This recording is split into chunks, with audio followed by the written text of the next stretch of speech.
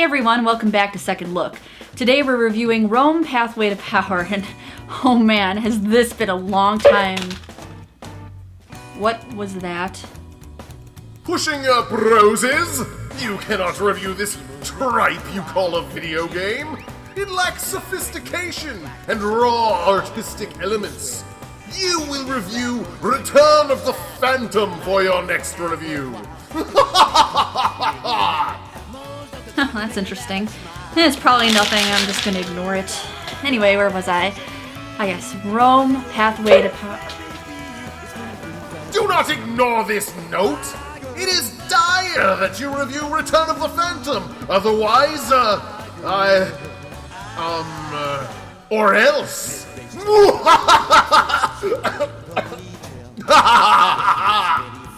Oh, fine. Let's give Return of the Phantom a second look. But honestly, even if I didn't review it, what's the worst that could possibly happen?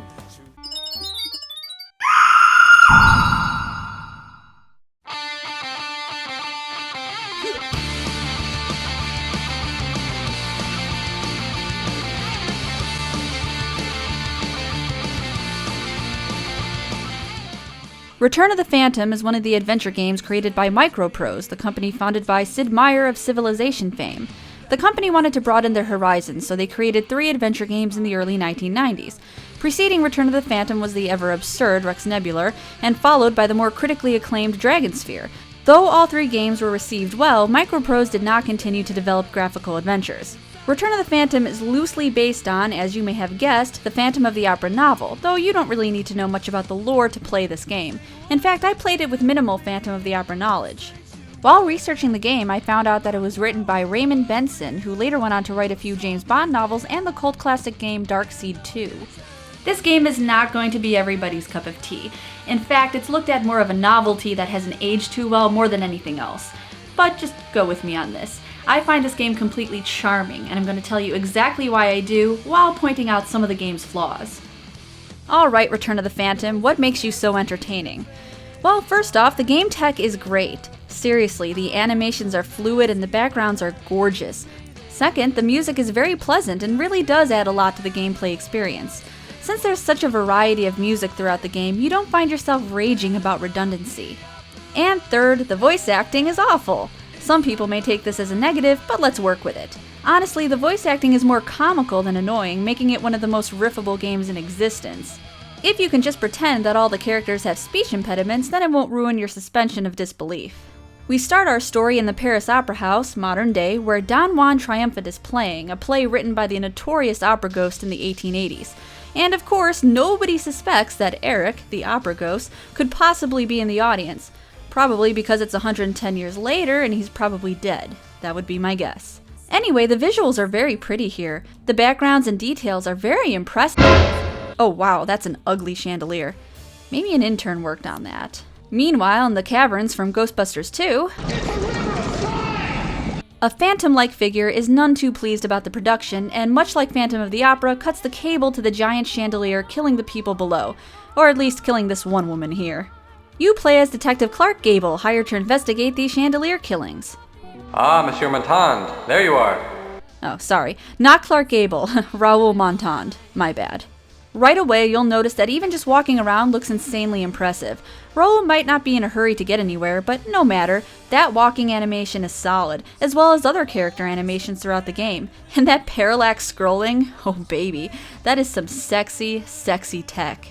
After a brief conversation with Monsieur Brie, the manager of the Opera House, you start your investigation. You actually see the Phantom early on in the game, but he's not doing anything beyond creepily trudging across a stage, so I guess there's no reason to apprehend him, otherwise this would have been a much shorter game. Even though I genuinely do love this game, I'll be the first one to tell you that it's not very challenging. And it's a shame that the designers set up this vast world with lush scenery, but didn't implement very many inventory puzzles. You can pick some stuff up, like these gels and this 10-pound sandbag that nearly thumps you on the head, and surely isn't a pain in the ass to haul around. But other than those things, you don't use much inventory. You'll spend the majority of the game talking to other characters and moving along the plot. Eventually, you'll need to talk to Christine Florent, one of the ballerinos who claims to know more about the Phantom than she originally let on. Have fun listening to her. I'm not sure what direction this voice actress was given, but I think it might have been sound as irritating as you possibly can. Man, she sure does drone on. What else happens in the dream? He makes love to me. At first it is passionate and pleasurable, but then I always begin to feel trapped, and I struggle to get away. I reach up to move his face into the light, but he won't let me.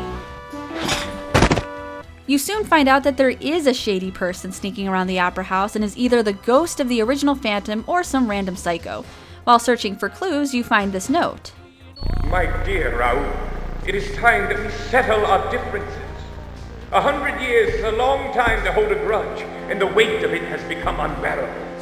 Revenge is the sweetest of all music, and soon the opera house shall be ringing with it! Signed, Omar Gooding. Raoul presents all of the clues he finds to Monsieur Aubry, who seems incredulous despite really overwhelming evidence that there is a murder afoot. The Phantom has communicated to us by writing. Oh? Really? The Phantom, eh? Well, let's see what you have. Well, anyone can write a note and sign it OG. Come on, Monsieur Aubry, how can you not take this man seriously? Listen to his persuasive tactics. Falling sandbags are not rumors. Well, he does have a point. Unfortunately, Raoul's a rather shitty detective because Christine Florent gets murdered right under his nose. But no worries, Raoul is quick to find that murderer.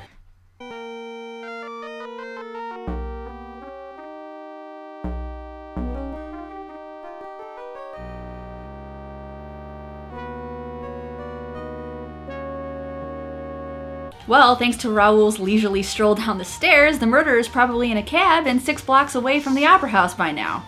Eventually, you get to the catwalk where you're shoved over the side of the scaffolding by the phantom-like murderer.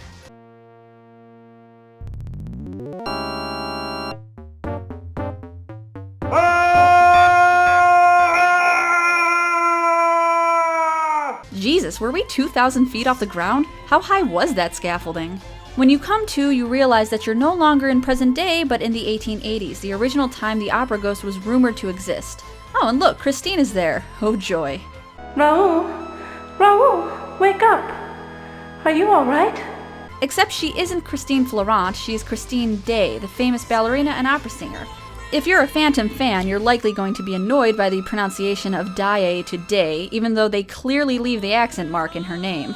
Though I find the plot slightly drawn out, it really is kind of a cool story.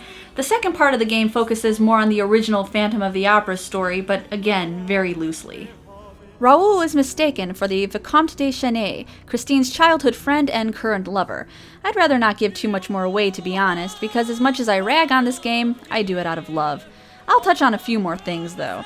Eventually, you'll need to navigate yourself through the catacombs underneath the opera house to find Christine, who is at one point being held captive by the Phantom.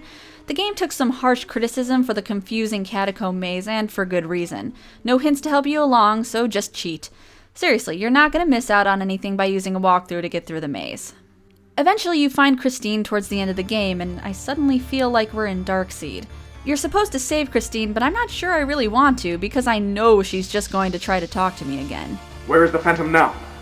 He said he was going to get us some food. He should be back any minute. We must make haste. If he finds you here, he will surely kill you. Frankly, my dear, I don't give a damn. As you may have put together by now, the voice acting and writing is a tad bit on the cheesy side, and if I had to criticize another element, it'd be the linear nature of the game. Like I said before, it's not very challenging. In fact, I can only think of a few instances where I used my inventory despite having a lot of inventory. Early in the game, you collect gels for no reason, then you lose them, then you recollect them and later give them to someone to prove you're from the future. It's terribly exciting. But even with all these flaws, the game is fun, and I like the Phantom of the Opera storyline, even if it's a questionable adaptation. I do wish there were more inventory-style puzzles in the game, of course, but despite the lack of difficulty, it has a sense of humor, and it does keep me entertained. As I said earlier, the music really adds great atmosphere to the gameplay. Oh yeah, and look, Edgar Degas. Ballerinas. Young female ballerinas. Lithe, supple, young. Whoa, okay. Please keep it in your pants. frickin' weirdo. If you aren't convinced to give it a try based on the information I've already given you, then perhaps this out-of-place FMV footage will change your mind. Oh, Dave Grohl! I didn't know he was in this game.